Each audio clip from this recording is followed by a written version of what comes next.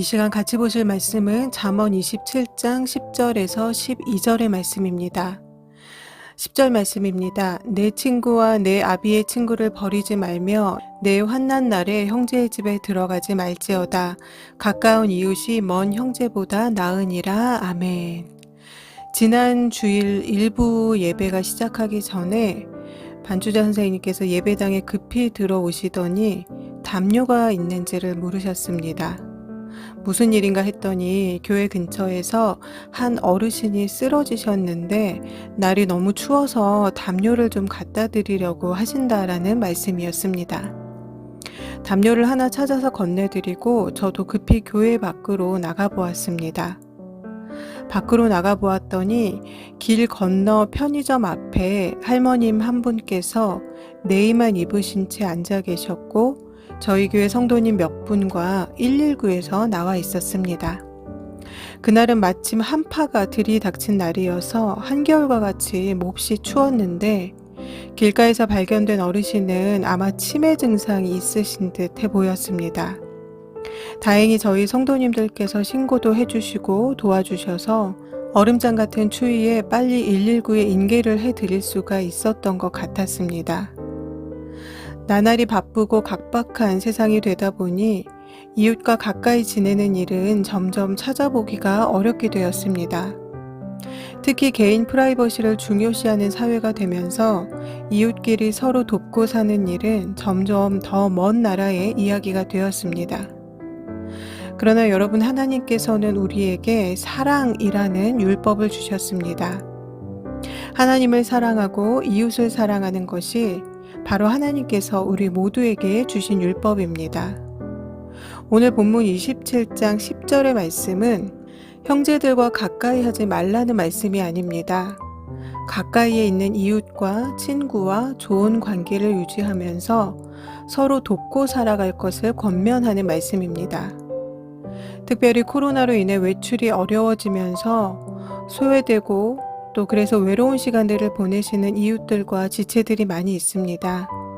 가까운 주변의 이웃들과 또 믿음의 지체들을 늘 돌아보며 서로 도와주고 기도해주는 우리 모두가 되어야 하겠습니다. 11절 말씀입니다. 내 아들아 지혜를 얻고 내 마음을 기쁘게 하라. 그리하면 나를 비방하는 자에게 내가 대답할 수 있겠노라. 아멘. 바울은 예수님을 만나 회심한 이후에 많은 사람들에게 핍박을 받았습니다. 그러나 자신이 전한 복음을 듣고 자신과 같이 변화되어서 사는 사람들을 보며 또 자신과 같이 복음을 전하는 사람들을 보며 바울은 매우 기뻤습니다. 세상이 아무리 하나님을 멸시하고 교회를 핍박하더라도 주의 자녀된 자들이 그의 말씀대로 산다면 그것이 바로 하나님께 큰 기쁨이요 영광이 될 것입니다. 그런즉 너희가 먹든지 마시든지 무엇을 하든지 다 하나님의 영광을 위하여 하라 라는 고린도전서 10장 31절의 말씀과 같이 우리의 삶 전체가 주님께 영광이 되어지길 기도합니다. 12절의 말씀입니다. 슬기로운 자는 재앙을 보면 숨어 피하여도 어리석은 자들은 나아가다가 해를 받느니라. 아멘. 재앙이라고 번역된 히브리어 라아는 악으로 번역할 수가 있는데요. 악이라고 하면 우리의 삶에서 무엇을 악이라고 할 수가 있을까요? 이 물음에 우리는 아주 쉽게 여러 가지 악들에 대해서 말할 수가 있을 것입니다. 텔레비전만 틀어도 연신 보도되는 사회의 여러 악들을 목격할 수가 있습니다. 누가복음 10장에는 예루살렘에서 여리고로 가던 한 사람이 강도를 만나 거의 죽게 되었다라는 이야기가 나옵니다. 다행히 그를 발견한 사람들이 있었지만 제사장도 레위인도 모두 그냥 지나쳐 버렸습니다. 그를 도와준 이는 당시 유대인들이 그렇게도 멸시하던 사마리아 사람이었습니다. 유대인들은 북이스라엘 백성들이 아수르에게 멸망당하면서 강제로 혼혈 민족이 되어버린 사마리아 사람들을 개처럼 취급했고 성전을 다시 지을 때에도 같이 참여하고자 했던 그들을 절대로 허락해주지 않았습니다. 마치 그들을 악한 자들처럼 취급했습니다.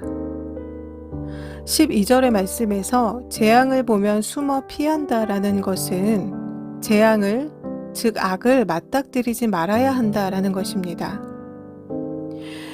누가복음 10장의 말씀을 비교해서 보시면 강도를 만나 거의 죽게 된 사람을 피한 것이 바로 악이며 그 피한 행위가 바로 악을 맞닥뜨린 행위입니다. 재앙을, 즉 악을 피하는 행위는 그를 도와주는 것입니다. 반면 재앙을 보고 나아간 행위는 죽어가는 그를 못 본 척 지나쳐 간 것입니다. 이 본문에서 정말로 악한 행위를 한 사람은 누구일까요? 우리가 간과하고 있는 우리 삶 속에 악들이 있습니다.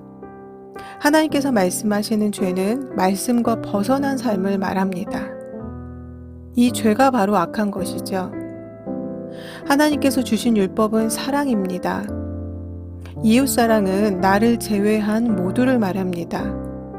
그러니 이 이웃에는 가족도, 친구도, 직장 동료도, 믿음의 지체들도, 우리가 모르는 사람들도 모두가 포함됩니다. 율법을 누구보다 잘 알고 있었던 제사장과 레위인은 정작 율법을 지키지 않았습니다. 그러나 유대인들이 성전을 짓는 일에도 끼워주지 않고 무시했던 사마리아 사람은 그 누구보다 사랑을 실천했습니다. 창세기를 보시면 롯은 보기 좋은 땅을 선택했고 아브라함은 약속의 땅에 자리를 잡았습니다. 누가 봐도 화려하고 멋진 곳이었던 소돔과 고모라는 악으로 가득한 멸망의 땅이었고 실제로 하나님께서는 그 땅을 멸하셨습니다. 동일한 일을 경험할지라도 사람들의 반응은 다릅니다. 재앙을 피하는 자는 슬기로운 자요, 재앙을 보고도 나아가는 자는 어리석은 자라고 오늘 성경은 말씀합니다. 여러분, 재앙이 무엇입니까? 악이 무엇입니까? 그것은 바로 말씀에서 벗어난 삶입니다. 하나님보다 다른 것을 더 좋아하는 삶입니다. 만약 하나님께서 우리를 인내하시고 자비하심으로 끝까지 사랑하지 않으셨다면 우리에게 구원의 은혜는 없었을 것입니다. 하나님께서는 하나님의 사랑을 입은, 하나님의 자비하심을 입은 우리도 하나님과 같은 사랑과 자비를 실천하기를 원하십니다. 하나님과 누구보다 가깝다고 생각했던 제사장도 레위인도 정작 하나님의 사랑을 실천하지는 못했습니다. 하나님의 사랑을 실천한 사람은 선민이라고 거드름을 피우던 유대인들에게 갖은 무시와 멸시를 당했던 사마리아 사람이었습니다.